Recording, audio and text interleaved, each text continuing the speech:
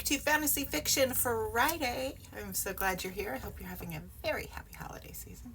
And I'm not going to lie, I totally forgot what story we were on because I post clips from these episodes on my short form content and I'm so far behind. I'm literally like on episode 2 and I forgot we skipped Salem's Tale. So I had to take a minute to figure out where we are. What story are we on from Ladies of the Lily, Dystopian Tales of the Fae by Genevieve Gravel. And we are on Bernard the Savior, Lily's Tale. Now this is the title character of the book and she does reappear in later stories. So let's get into it. Bernard the Savior, Lily's Tale. Bernard the Savior, Lily's Tale. Tucking my loose strands back into my ponytail, I rolled my neck and took a deep breath as I took inventory of what was on my cart. Towels, water basin full, clean chamber pot, bread, meat, berries, check, check, and check. All that was left was to wait for the tea kettle to perk. Whispering came from the girls behind me. Ugh, those girls were so annoying. I'd never done anything to them, so why had they insisted on bullying me every day was beyond my comprehension. Perhaps they were looking for a sense of power to bring themselves up by pushing others down. Or maybe it was that they really did not like me. I tried to ignore them as they looked at me, whispered, and laughed. I wish they would just bake the bread and mind their own business. I found myself growing more irritated with each passing moment. How was the water not warm yet? I wanted to leave the bakery and get myself to work and away from the snotty, stuck-up girls as quickly as possible. Don't engage, I told myself. Loud laughter filled the room. I was not in on the joke, but somehow I knew it was at my expense. They had made it clear enough with the looks and whispers hidden behind my dainty hands. I flashed angry eyes at them. Are you for real, Janice? The fuck? You know, she has to just jump in all the time. Little diva, little photobomb. I mean, I love you, Janice, but calm down. Okay, back to it, sorry. Where were we?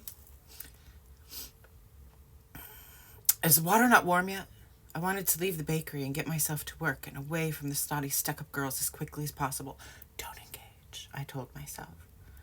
The loud laughter filled the room. I was not in on the joke, but somehow I knew it was at my expense.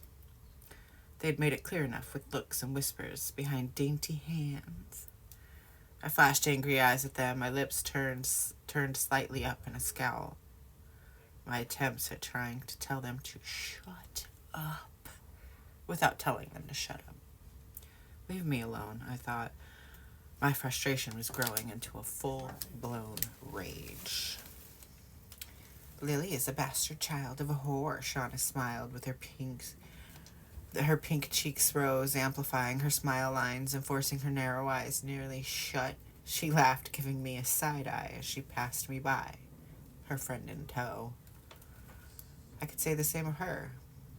I mean, many of us, if truth be told, fatherless children were not among the uncommon, at least not for those of us who lived and worked in the service sector.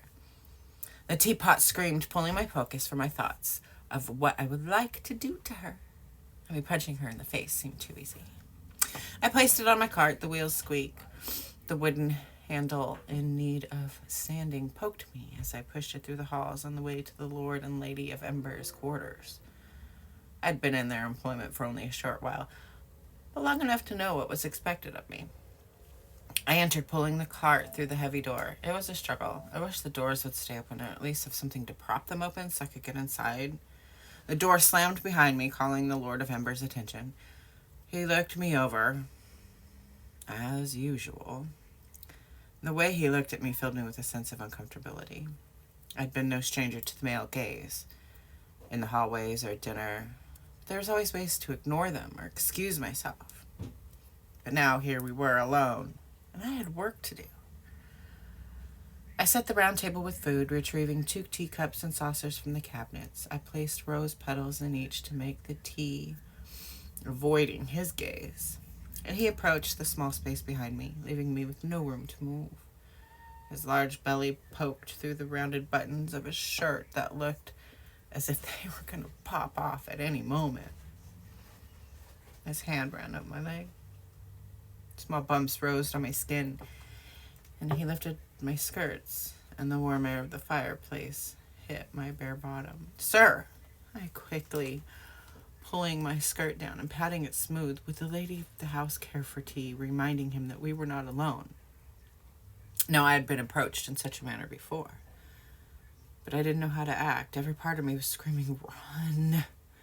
Please keep your creepy hands off of me." He had to sense my disgust.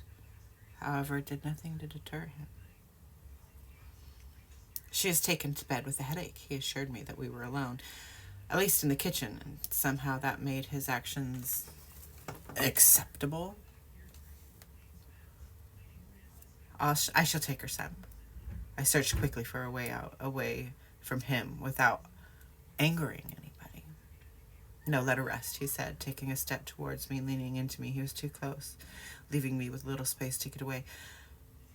Taking a large step back, I felt the hard corner of the counters press into my back, and he ran his fingers over my cheek, opened my mouth to speak, but not knowing what to say. My hands ran over the counter, searching for something to defend myself, finding the countertop bare, and anxiety rose in my chest. He had not approached me in this manner before. I needed to get away. I needed to keep my job. "Darling," she spoke. I looked beyond him, and the Lady Ember stood in the doorway, wrapped in robes, her hair in shambles and falling into her face, and I had never seen anything so beautiful. Relief passed through me. While I looked at her as my savior, she gazed upon me with disgust.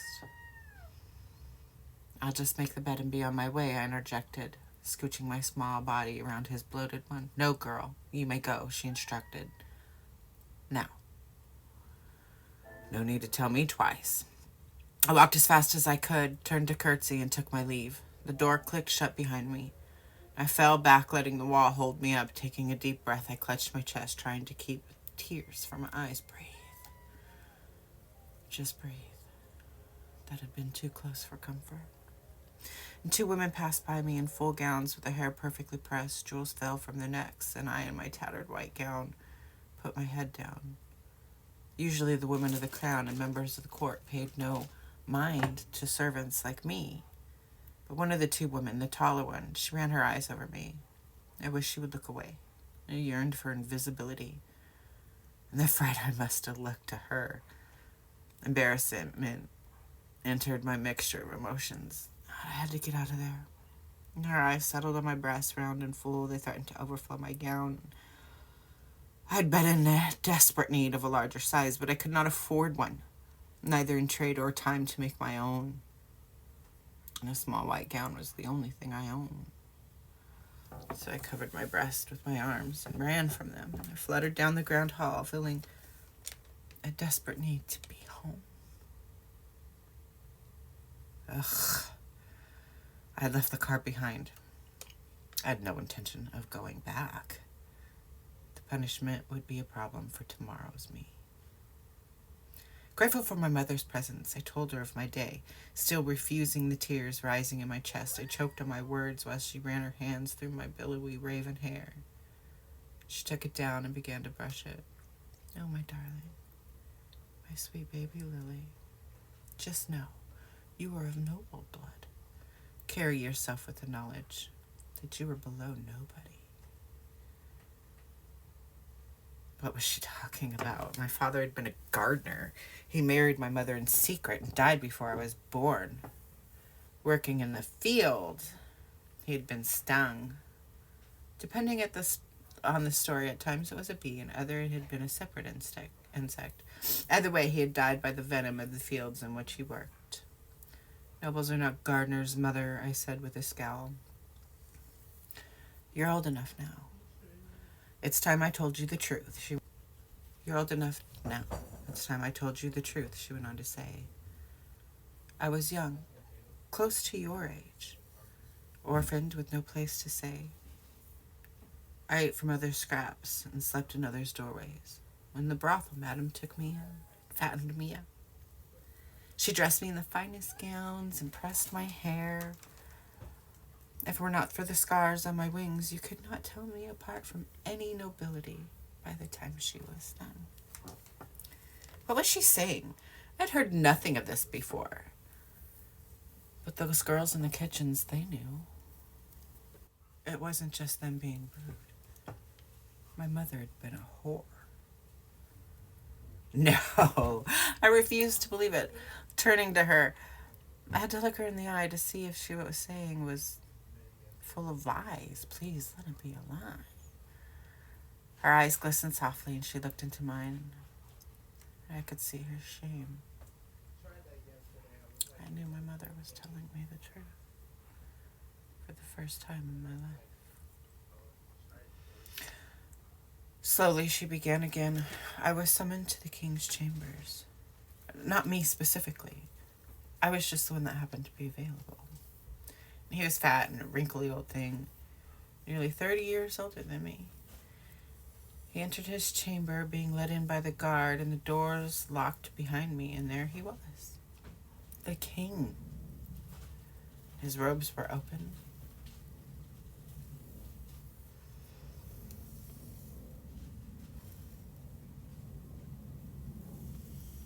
And I can still feel his fingers in my hair.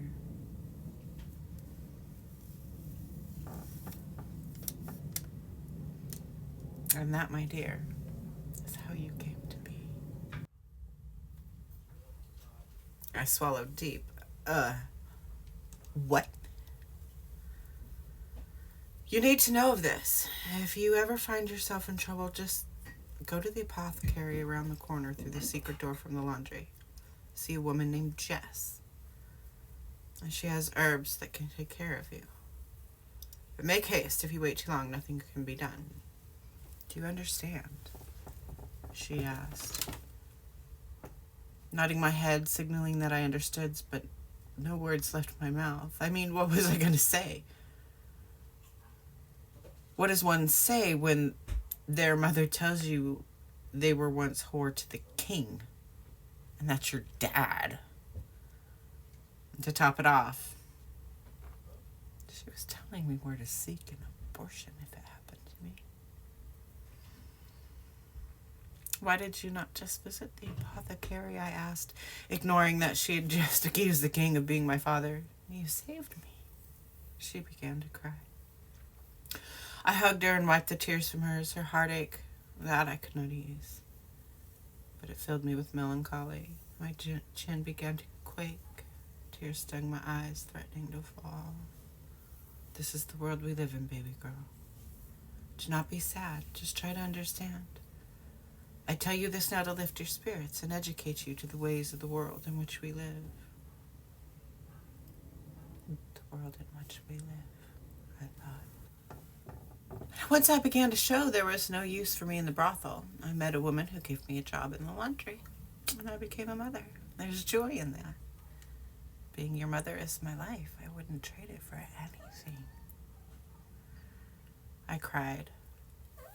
I wished I had a question, but on some level I understood why she had lied, why she was telling me the truth now.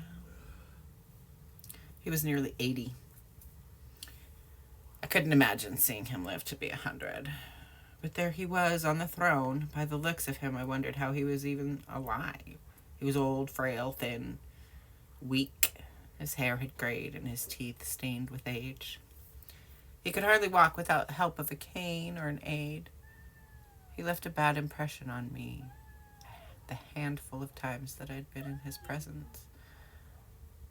I stood in the hallway, holding to my cart, staring at the portrait of the king, the savior. The portrait had been painted a long time ago. When he was young, the bright colors expressed his youth and vigor. It hung on this wall my entire life. But it was the first time I stopped to look at it. I mean, really look at it.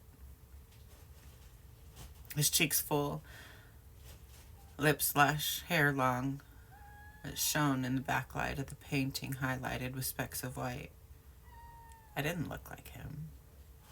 I mean, maybe a little in the mouth. I ran my finger over my lower lip. I had always favored my mother's beauty. Rich, full dark hair that flowed in waves. Black hair was uncommon amongst the Fae, but not unheard of. The king was more blues and greens, while I was purples and shades of red. There was no way. He could not possibly be my dad, I thought. We looked nothing alike. Still, I was studying every brushstroke of that painting, looking for any sign of resemblance. I was completely unaware of the time or the passers-by. Was he my father? Could it be? I wanted to dispel the thought. I told myself to stop obsessing. It didn't matter. I would never know, and he would never know of me. And that was simply the way it had to be. But I was a servant, and he was the king. And he looks nothing like me. I dismissed it, except the mouth. I licked my lips, then sucked my top lip between my teeth. Maybe it was true. I'd believed her when she told me. That awful girl, Shauna, stood in the doorway to the bakery, leaning against the wall, pushing her breast out, pressing her lips. The girl was so transparent. Jacob, the boy she was throwing herself at, stood in my way, completely enthralled, soaking up the relentless attention Shauna was throwing at him. I needed to get by. And my day had already run late since I had spent so long staring at that portrait. The flick of his head, he brushed his hair from his face, looking pristine in his perfectly white pressed suit. The two were completely oblivious to me standing there, just wanting to return my cart, finish my day, and go home. "Excuse me," I said. Jacob's eyes turned to me and rested on my breasts. I sighed and repeated myself slower and louder than the first time. Excuse me. He licked his lips and slowly moved past me, brushing my breast with his arms as he passed me by. I made my way past her, feeling her burning gaze from behind me, probably staring at my ass. Damn it! Why couldn't they just leave me alone? I just wanted to go home. Shauna entered the bakery as I was ready to leave. I guess she had finished her conversation. She swept the crumbs from the long prep table into the palm of her hand and threw them at me. "What's your problem?" I all but yelled, picking the crumbs from my hair. I didn't want to look at her. I didn't want to talk to her. I wanted nothing more than to never see her again.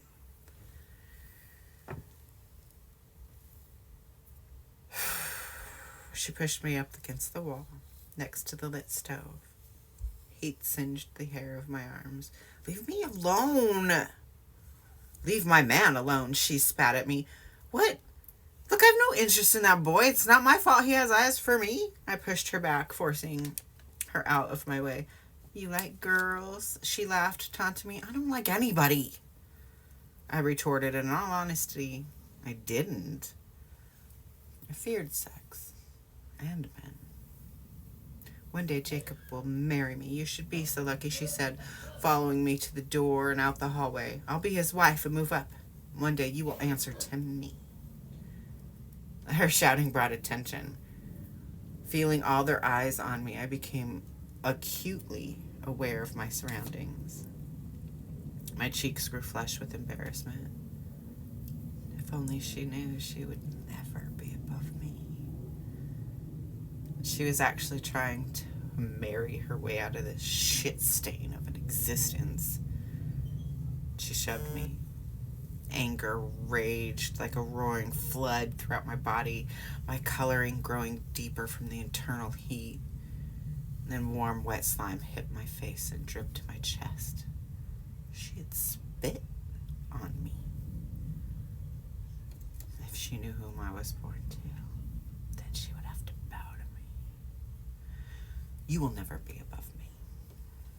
I am nobility," I screamed, Then with a loud burst of laughter, "You're the bastard of a whore. You'll never be nothing more. You should go home and cry, or maybe do us all a favor and be done."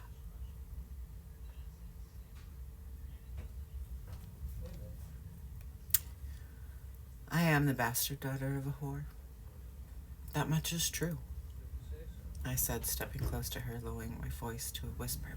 What you don't know is who my father is and what he would do to you if he knew.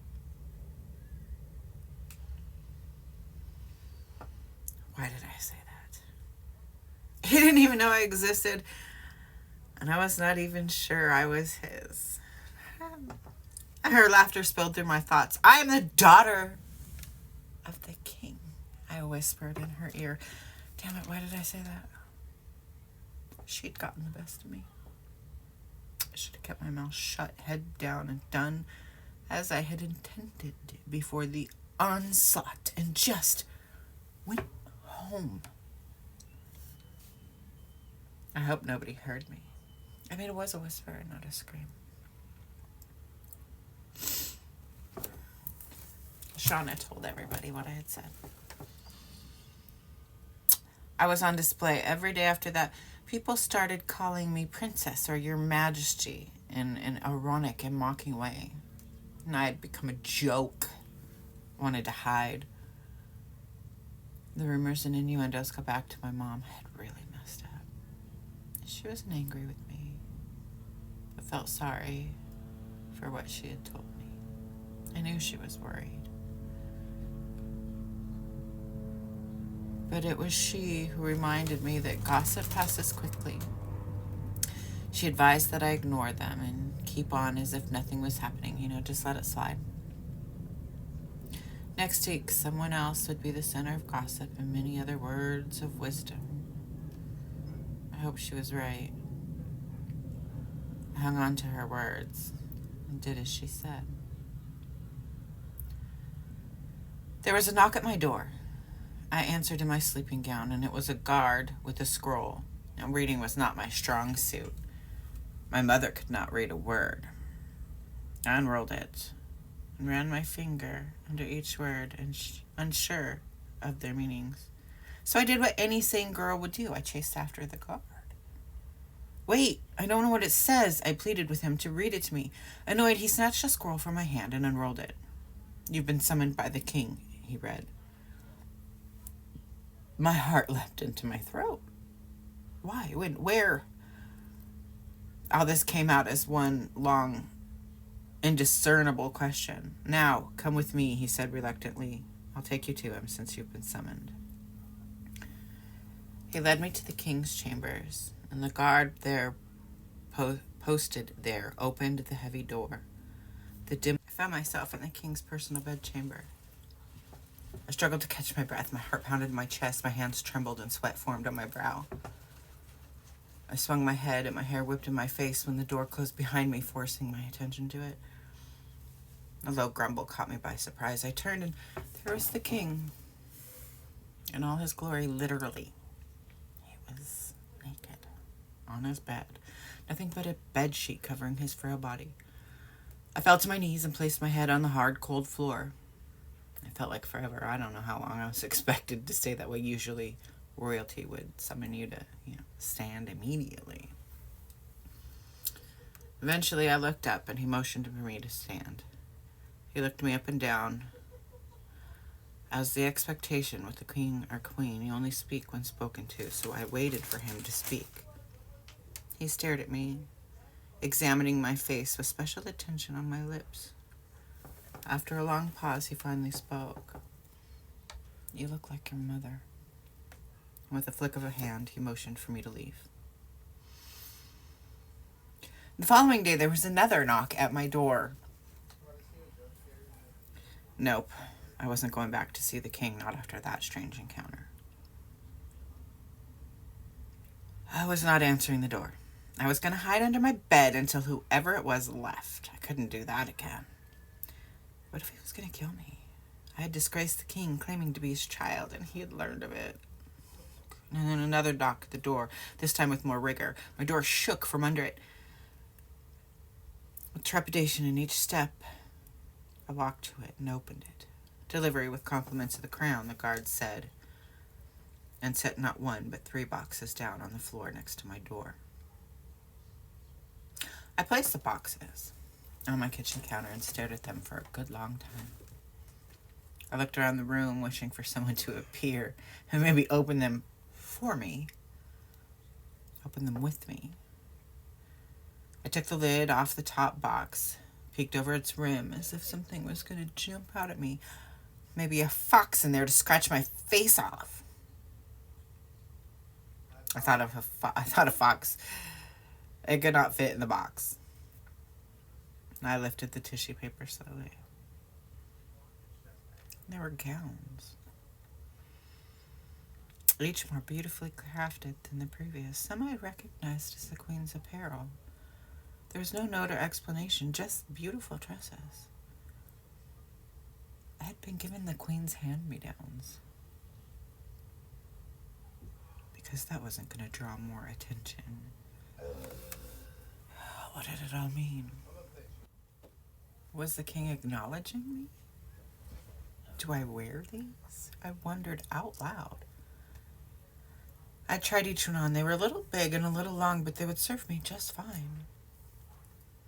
Dare I say I was actually excited. I had never had anything so lovely. Dare I say I felt proud? The gesture filled me with happiness and joy. I didn't know the meaning behind the gifts, but they brought me happiness anyway. What would they all say? Would it shut them up? Make them see me in a different way? Or would they just taunt me more? It didn't matter. I really had no other choice but to wear the gowns. I had already torn my old gown.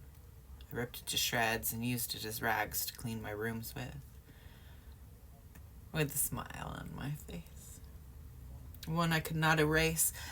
I had been told my entire life that I was pretty, but for the first time, I felt it. A summons calling for me to appear in the circle by order of the king. Nothing had prepared me for what I would find there. At first, it was hard for me to see over all the fae that stood in my way. It was her voice, her screams that I recognized. Wait, no. I fought my way through the crowd. I didn't know when or how my mother had been arrested, captured by the king's guard. They intended to hang her. It wasn't me who faced punishment. They intended to punish her. I had to stop it. It was my fault. I should have kept my mouth shut, and tears stained my face as I pushed my way out of the crowd, and I was frantically searching to find the king. He must have been there. But his throne was bare. His son, Prince Bernard III, stood in the front row. "Excuse me, let me through," I demanded. I tried to fight my way to the front row, pushing my shoulders forward and losing my footing. I fell at the prince's feet and looked up at him. "You have to stop this," I began, pleading for him to stop this travesty, and he reached down, took my hand, and helped me to my feet. "I understand, my lady. Public hangings can be hard to stomach," he said. "No, you don't understand. You have to stop that, please." If all were quiet, nothing would have quieted my voice. Despite our close proximity, I was desperate, beyond desperate. He must have seen it in my eyes or my sweaty body that had just fallen to his feet. "I can't stop it. This is by order of the king." "What is her crime?" "She's been convicted of disgracing the king. The charges are all I know," he said into my ear, and I shook my head. No, I cried. The crowd went silent. Ringing in my ears sent vibrations through my body. I struggled to break free of his embrace, attempting to turn my face to her. Gasps filled the silent air. He covered my eyes, his hands nearly as large as my face. He would not let me go. The crack of her neck was astounding. I knew it was over. There was nothing I could do. dead. And it was all my fault. Bring her back, I cried softly, and then the room began to spin, and black dots swarmed my vision surrounding me, and my full weight went limp against his body. I returned to consciousness in the prince's arms. He was carrying me out of the room. I cried into his chest. He sat me in a long sitting chair, summoning for someone to get me some water. It's fine, my lady, I understand. The business of punishment is gruesome. Not everyone can stomach it. He didn't understand, and I had no idea how to explain. Words escaped my mind. I don't belong here. I should not be here. I have to go. I tried to stand. My knees weak under me, dizzy. I sat back down, fell back into the sitting chair was more like it. I think it's best for you to stay here, he said, running his fingers through my hair. As a matter of fact, I will have a bed made for you. No, you can't, I protest. I insisted. I insist. You cannot leave until I know you're all right. You will sleep here tonight, he commanded. Shrouded by pillowy softness, the warmth of the sun shining softly in my face, I refused to open my eyes, yearning for the comfort of the deep sleep that was slowly leaving me. Once I did, it would hit me. Reality. I wasn't ready to face the grief and the guilt that would soon replace the comfort of my dream state. I had slept better than I had in a long while. But remembrance of what had transpired the day before began to creep in. My body began to tremble as I closed my eyes tight. I was to blame. I would never forgive myself. I ran my hands over the silky soft bed sheet below me, chasing sweet sleep as if I were stalker chasing her prey. It was no use. I don't know how long I had slept for. What I did know was that the sun was high in the sky, and if I didn't show up for work, I would pay the price. It would not matter that I had just lost my mother. Waves of grief washed over me, consuming me. I could hear her voice and see her face in my mind. The only place she would forever reside. I hadn't even sunk in that I was not in my own bed. A waif, not unlike me, walked in carrying a breakfast of juice, teas, and fresh warm bread on a silver tray. Her appearance reminded me of where I was and how I came to be there. She placed the tray in front of me on my bed, and my stomach rumbled and my mouth began to water with the scent of freshly baked bread. I was ravenous. So I tore into the loaf with my bare hands and smeared the chunk into the bowl of jam, ignoring the little spoon sitting next to it. With my mouth full, I could hardly chew, and I wondered if Shauna had baked the bread. Thoughts of her shouldn't have entered my head, but there they were. And a part of me blamed her for my mother's death. If she had not, my thoughts trailed off. Try as I might, I could not wash her from my mind. I wish she could see me now. Sleeping all day while surrounded in luxury, eating her bread. And the thought turned of my self-loathing into loathing Shauna. If she had not pushed me, if she had let me be, I would have never said what I said. The thought of her watching me eat her bread brought a sinister smile to my face. A knock at the door broke through my imagination, replacing it with terror. It was my turn to face the consequences of my actions, and I was sure they were coming for me. The prince had found out who I was and held me here while they prepared the hanging platform for me. I brushed my hair out of my face with my hands. I had not yet left the bed when the prince entered the rooms with a bright smile. I trust you slept well, my lady. He greeted me, moving the tray and sitting next to me on the bed. Kindness. Not the cards leading me to my public death.